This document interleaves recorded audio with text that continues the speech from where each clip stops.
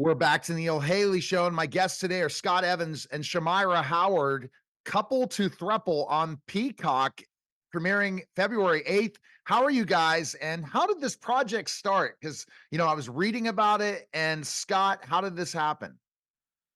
I'm gonna tell you, Neil, it happened because so many conversations around non-monogamy were happening, right? Where everybody is looking at their dynamic. So many people, I shouldn't say everyone, but so many people are looking at their dynamic and saying and asking themselves, is this the best we can do?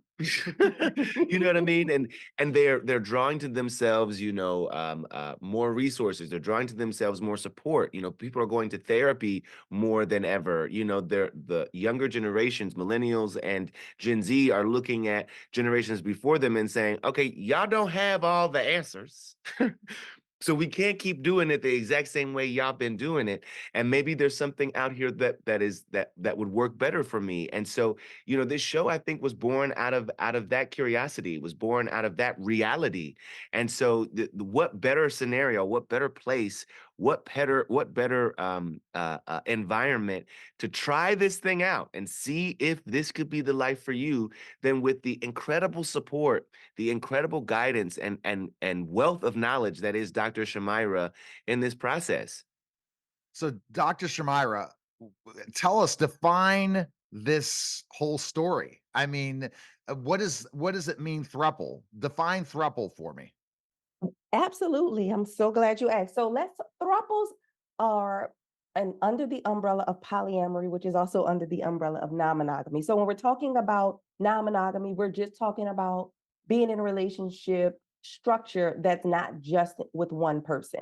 And so under that, there are so many different structures. There's polyamory. And so polyamory means being in multiple relationships at the same time. Now, that can get tricky because there are several different dynamics under polyamory, but couple to throuple focuses on thruples, which means we are three people in a relationship. Now, thruples have historically gotten a bad rap because it's seen as monogamy plus one person, which polyamory and polyamorists, they often think of polyamory as me and my partner are not dating the same person. That is so hard. It's one of the hardest structures there is to do. And so that is why we were so specific on this show, Couple to Throuple, to bring the couples and the singles through these challenges so that they could be sure that they were sure that this is what they wanted to do. So, Scott, how does this look? Now the big movement on TikTok and all those other platforms with the Andrew Tates or the other guys that are the followers of Andrew Tate, that because they're high powered, they can have multiple relationships with women. This is not what it is. It's like they know each other, that all three are involved in this relationship, right, Scott?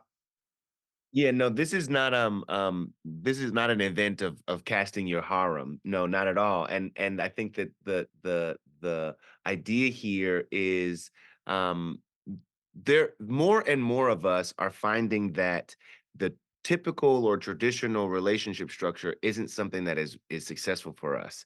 And moreover, more specifically, what happens when we can be honest, when we can be open, when we can be 100% authentic in our relationship? What happens when our partner is prepared to receive that alongside us? You know what I mean? And so just because we're talking about it doesn't mean that we have to do it. But I think that the reality is that non-monogamy, in particular, the throuple dynamic is something that is real and true, and people are thriving in. I think that there are a ton of people that are very curious about it. I think that they suffer the same pitfalls, very similar pitfalls that any relationship does. And I think that it was also just about time that we saw a show on television, a dating show that was also had some element of being inherently queer. You know what I mean? To me, it was about also seeing the partners experience more of the life that they dreamed of, more of the life that they were interested in, more of the life they were coming to revelations or realizations that included more than their partner and or the partner that they came to Panama with. And so it was really exciting to see people show up really, authentically, to show up interested and curious and with that new relationship energy. I think that the idea was that at the very least they would be made better for the experience. And I think that in that intention, I think it was a mission accomplished. So, Dr. Shamyra, what should we expect if we watch the show? Well, what you can expect to see is four curious, polycurious couples, as we call them, trying to figure out if bringing in another partner, not just for relations, but for relationship, is going to work for their with their monogamous values. Because you got to understand, these couples, many of them have no experience in non-monogamy, so they're Oh, wow. bringing their monogamous values, which often you're going to see on couple to throuple clash with what being in a more non-monogamous setting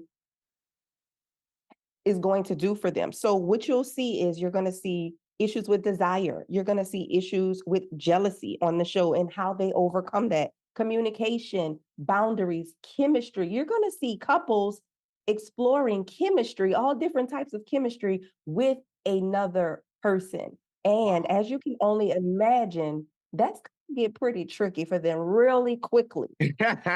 Totally, Scott. And this is like Temptation Island on steroids, isn't it? Well, no, Temptation Island, I think was a show created to test the trust of a partner, while orchestrating it through, rather, I think, dangerous territory and manipulations. It was fascinating television, that is for sure, but it didn't feel all that great to me to see individuals going through those scenarios structured in that kind of way. No, this show is definitely centered in heart. It is centered in the success of our couples and the success of potential thruples. I think that the goal here really and truly is to bring a dynamic that is has been around longer than monogamy for sure, Monogamy. Yeah. to bring that dynamic back to the forefront in a way that was fun, in a way that was interesting, in a way that was also sexy, but then in a way that was true to the experience of so many people who are moving from one experience into another. And I think that you're going to find yourself, kind of, when you're watching, you're going to be like, I think I see myself in this, or you know what, that is exactly how I would have handled it. And you are definitely going to think about a few instances where you were like, now that is not how I would have done that. So, For sure. Dr. Shamyra, there's going to be some pain because they might say, "Let's do this," and it just doesn't feel right, right? Absolutely. I mean, Absolutely. So what we're going to see is, viewers, if you're watching Couple to Throuple, you're going to see if these couples were even able to find another willing single partner to add to a throuple with them, or if they're going to leave the resort how they came as a couple, or Neil, if they're even going to leave together, they might decide they don't want to be in relationship with anyone and oh go man. home by themselves. So yeah, there is going to be, it's going to be some interesting concepts and some interesting deliveries that are happening in couple to throuple. Well, Dr. Shamyra, I'm concerned about monogamy in general in the next 20 years. Is it Why? becoming Why you like say that? Europe? Huh? Go ahead. I Go mean, ahead. Tell me. and then the family dynamics. That's what I'm thinking.